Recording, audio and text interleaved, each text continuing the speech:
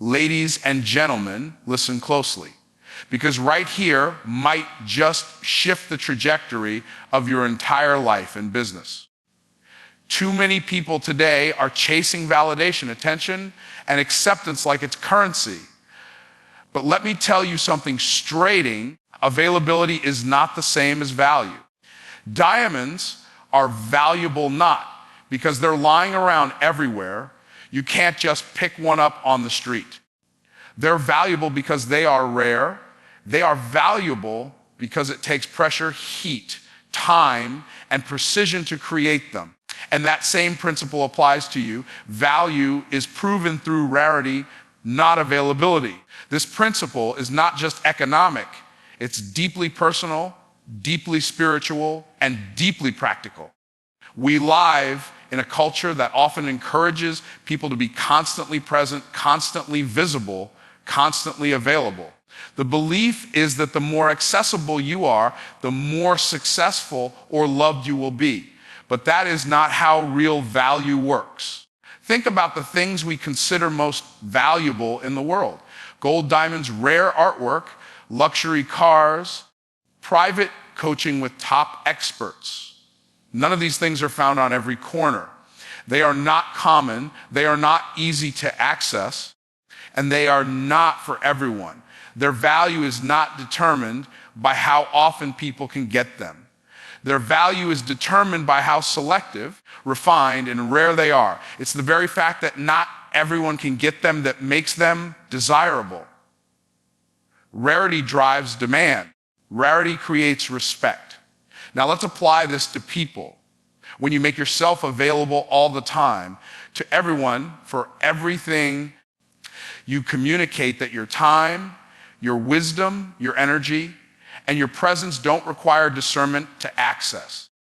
You're basically telling the world, you don't have to qualify for my time. I'll give it away just because you asked. And when people don't have to earn access, they don't value it. What's easily given is easily dismissed. What's always present gets taken for granted. That's why some of the most respected leaders, as entrepreneurs and thinkers, are incredibly selective with their time. Not because they're arrogant, not because they think they're better than others, but because they understand that attention and presence are investments, not donations. They've built value through discipline, refinement, and experience as it helps us. And they don't give that value away without intention. Being rare doesn't mean you disappear or isolate yourself. It means you show up with purpose. It means you're intentional about who you work with, who you spend time with, and what environments you place yourself in. It means you don't put yourself in every conversation, every event, every online debate, every client request, because doing so would dilute your power. When you're everywhere, you stand for nothing.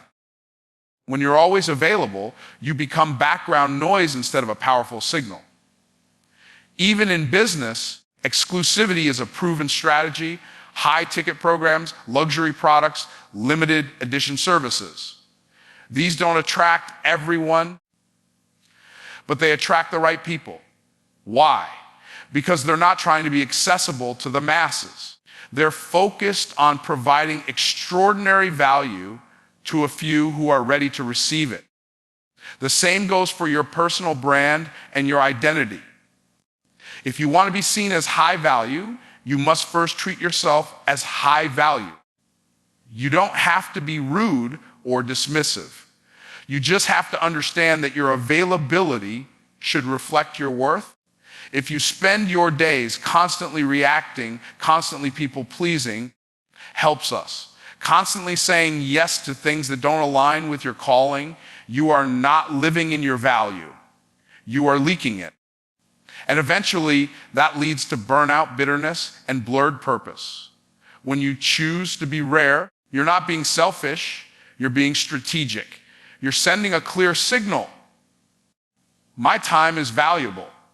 My presence is valuable. My contribution is valuable. And it's not up for grabs. That signal changes how people approach you, how they speak to you, and how they respect your boundaries. Being always available lowers perceived worth. It's a truth that plays out in relationships, in business and leadership, and in everyday interactions. When something or someone is constantly accessible, it's easy for others to assume it's ordinary. Familiarity doesn't just breed comfort, too much of it breeds complacency. When people can reach you anytime they want, when you're always quick to respond, always ready to give, always saying yes, you subtly teach them not to value your time or presence. In business, this principle is crystal clear. If a product is always on sale, people question its original price. If a coach is always available for free consultations, people question whether their advice is worth paying for. If a consultant never sets boundaries, clients assume their time can be requested at any moment for any reason. The same mindset seeps into relationships. If you're always the one picking up the phone, always adjusting your schedule, always showing up first and waiting last, you might feel like you're proving your loyalty. But what you're really doing is teaching others to take your effort for granted. Human psychology responds to boundaries. When something is limited, we pay attention. When access is earned, we show up with respect. But when access is handed out with no cost, it becomes easy to disregard. This is not about playing games or withholding kindness. It's about creating space for people to honor your presence instead of assuming it's always guaranteed. People often confuse kindness with availability, but they are not the same. You can be kind and still set firm boundaries. You can be generous and still say no. You can be present for people you care about without being yourself constantly accessible. Constant availability isn't a strength. It's a signal that you haven't clarified your priorities. If you don't protect your time, no one else will. If you don't value your space, no one else will treat it with care. There's also a deep emotional cost to always being available. You begin to stretch yourself thin. Your calendar fills up with other people's demands. Your creativity, your peace, your purpose, these start to fade into the background as you react to everyone else's expectations. It may feel noble at first. It may feel like you're being responsible, needed, helpful. But over time, that sense of importance becomes a trap. You become more reactive than intentional, more burnt out than fulfilled. The more you give your availability without discernment, the less people appreciate it, and the more disconnected you feel from your own value. Let's be clear, you teach people how to treat you.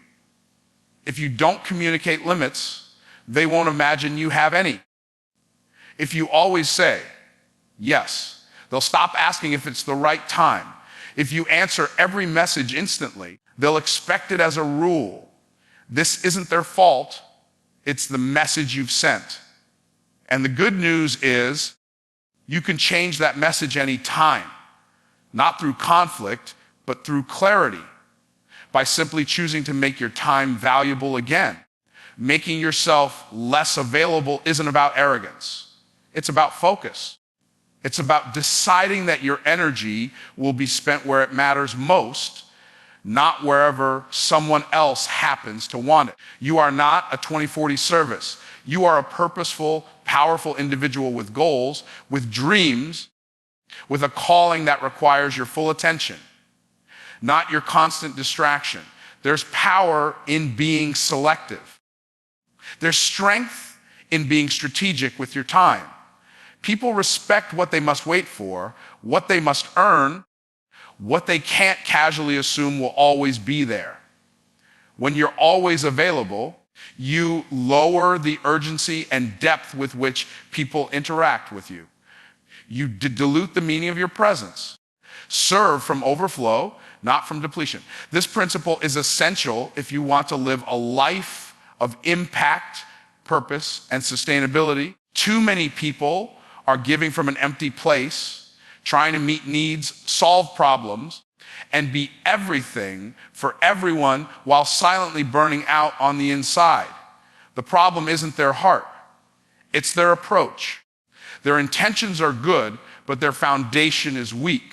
You cannot serve others effectively if you are constantly running on fumes. Overflow only happens when you are full first. That means you must prioritize your spiritual, emotional, mental, and physical well-being.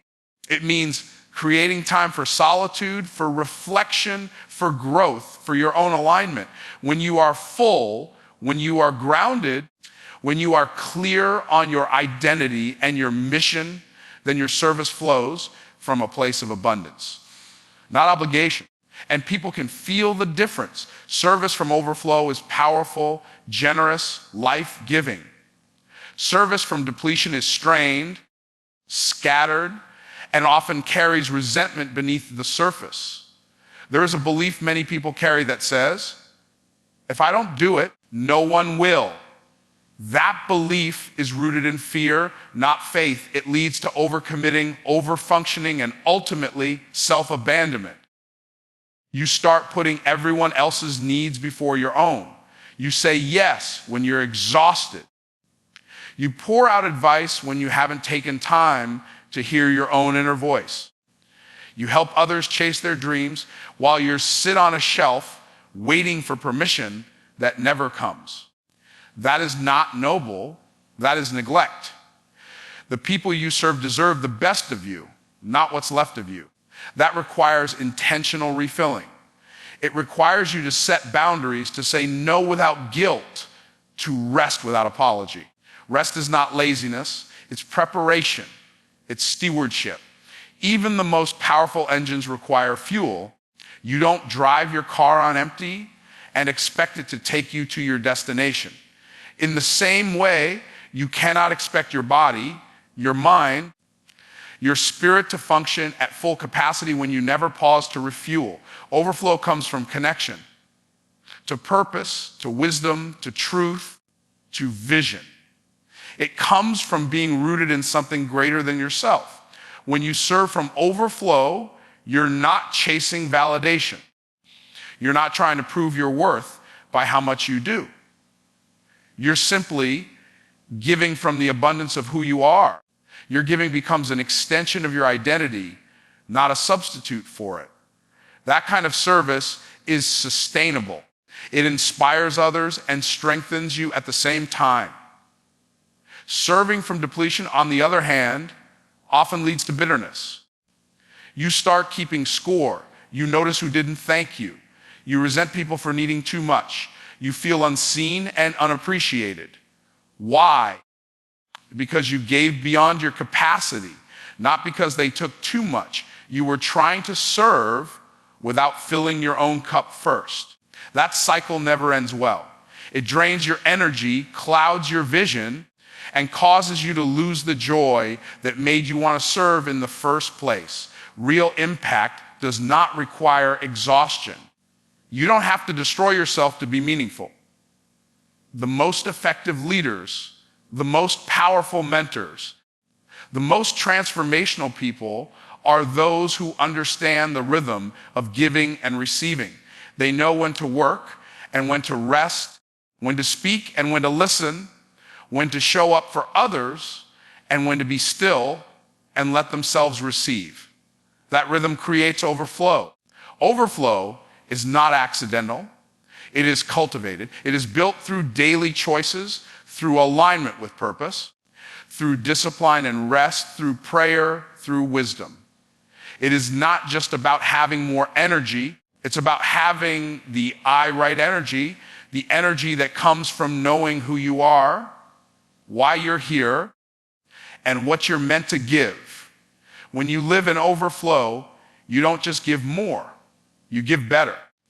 And the people you serve will feel the difference. Attract, don't chase. Position yourself as the solution.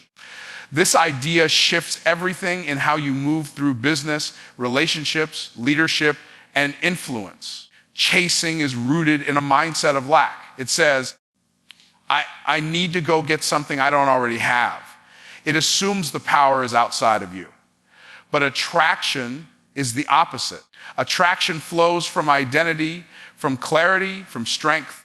It means you understand your value so deeply that you no longer feel the need to run after people, approval, or opportunities. Instead, you become a magnet for the right ones. When you chase, you're operating from desperation. That desperation leaks into your energy, your communication, your presence. People can feel when you're not secure in your value. They can tell when you're trying to earn their attention instead of embodying your authority. Chasing flips the dynamic. It puts the other person in the position of power and you in the position of pursuit. But when you position yourself as a solution, you shift the posture. You're not running after anything. You're standing in purpose and letting your presence do the work. In business, helps us. The best brands don't chase customers. They create undeniable value that makes the right customers come to them. They're clear on who they serve, how they serve, and what transformation they offer. They don't lower their prices or compromise their message just to get a quick sale. They don't pitch themselves to everyone. They focus on alignment, not volume. And because of that, they attract loyalty, not just attention. You must learn to do the same with your life. To position yourself as the solution, you must first know what problem you solve.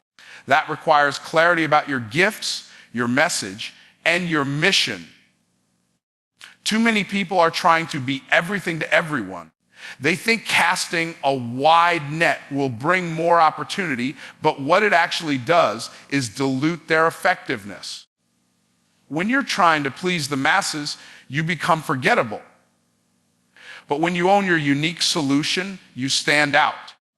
You speak directly to the people who need what only you can offer. This principle applies in relationships too. Chasing love, validation, or connection never leads to deep, lasting intimacy.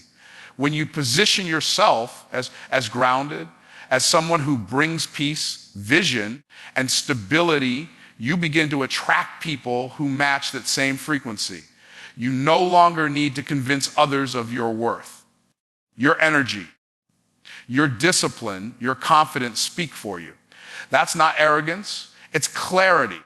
You've done the inner work to become the kind of person who draws the right people toward you naturally. As positioning also requires boundaries. When you know your value, you don't say yes to every opportunity. You're not available for everything and everyone. You understand that part of attracting the right things is saying no to the wrong things. You don't audition for approval. You don't shrink to fit in. You stand tall in your assignment, knowing that what's meant for you will recognize you, not because you begged for it, as it helps us, but because you became the answer someone was praying for. The most powerful people are not the loudest or the flashiest. They're the most aligned. They're the most certain. They're the most prepared. They walk into rooms with the confidence of someone who knows they don't have to compete, as it helps us, because they've already cultivated something within that speaks for itself. That is the posture of attraction. That is the positioning of a solution. The difference between chasing and attracting is the difference between effort and presence. One is constantly reaching, striving, hoping. The other is intentional, focused, and magnetic. You attract by becoming. You position yourself by embodying your own value, by walking with clarity, and by showing up with consistency and purpose. The right doors open when you stop chasing and start owning who you are. Saying no can be a form of wisdom, not rejection. Many people struggle with the word no because they've been conditioned to believe it's negative, selfish, or even rude. But in truth, is one of the most powerful tools for protecting your purpose. Every time you say yes to something, you are by default saying no to something else. When you say yes out of guilt or fear, you often end up saying no to your peace, your priorities, or your calling. That's why learning how to say no is not just helpful. It's essential. There's a difference between being helpful and being used. There's a difference between being available and being unwise with your time. Wisdom knows that not every opportunity is the right one. Not every invitation is aligned. Not every request deserves your energy. Saying yes to everything will stretch you thin, dilute your effectiveness, and blur your sense of direction. But a well-placed no can guard your time, maintain your focus, and give you the freedom to say yes to what really matters. Saying no is not about shutting people out. It's about creating space for what is most aligned. Some doors are distractions. Some relationships are detours. Some assignments come dressed as opportunities, but are actually misalignments in disguise. If you never say no, you become a magnet for anything and everything, whether or not it fits your season or your purpose. You end up overwhelmed, off track, and questioning why you feel stuck. The answer often lies in a simple truth. You've been too afraid to say no. Wisdom discerns timing. There are things that may be right, but not right at now. There are people who may be good, but not good for you. As it helps us, saying no doesn't mean you're judging or rejecting others. It means you are being responsible with your time and your energy. The more you grow in purpose, the more intentional your decisions must become. You cannot afford to move reactively. You must move strategically, and that requires the courage to say no without explanation and without guilt. Many people say yes to avoid disappointing others, but in doing so, they end up disappointing themselves. They silence their own needs. They ignore their intuition. They compromise their values just to keep the peace. But peace that costs you your alignment is not peace. It's a performance. And the longer you perform, the further you drift from your truth. Wisdom knows that you cannot be everything to everyone. You have to be clear on who you are called to serve and what you are called to do. There's a level of success and peace that only comes when you master the art of no. Not from a place of arrogance, but from a place of clarity. Clarity about your mission, clarity about your bandwidth, clarity about your priorities. That kind of clarity liberates you. It gives you the authority to turn down what doesn't align so you can fully commit to what does. You stop chasing approval and start honoring your values. Saying no sets boundaries that protect your capacity. Without boundaries, even good things can become burdens. Too many open doors will leave you exhausted. Too many voices will drown out your own, as it helps us. But when you say no to the noise, you can hear your inner guidance more clearly. You begin to move with intention instead of impulse. You start choosing from vision instead of fear. You start living from wisdom instead of reaction. People who understand your value will respect your no. They won't demand access you can't afford to give. They won't question your intentions just because you didn't bend to their expectations. And those who don't respect your no were never meant to have your yes. Your no draws the line. Your no reinforces your standards. Your no keeps your purpose intact while the world pulls in every direction. You're not for everyone. You're for the right ones. Trying to be everything to everyone is one of the fastest ways to dilute your impact and lose your identity. Many people fall into the trap of people pleasing because they fear rejection or want to feel accepted. They adjust their personality, soften their message, compromise their standards, or stretch their boundaries in the name of fitting in. But the truth is, not everyone is meant to see your value. Not everyone will understand your vision. And that's not a problem. It's part of your path. Every time you shrink yourself to fit into someone else's comfort zone, you step away from the fullness of who you were created to be. You weren't made to blend in.